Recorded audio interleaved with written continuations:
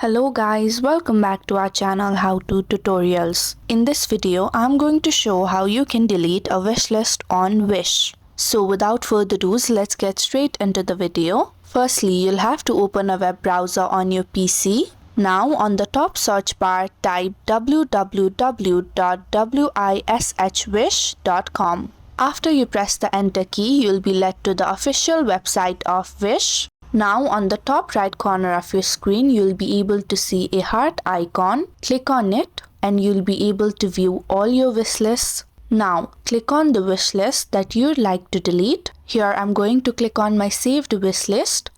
Now on the right side of your screen, you'll be able to see delete wish list button. If you click on it, you'll be able to view a pop-up asking if you're sure you want to delete the wish list. You'll have to click on the yes option.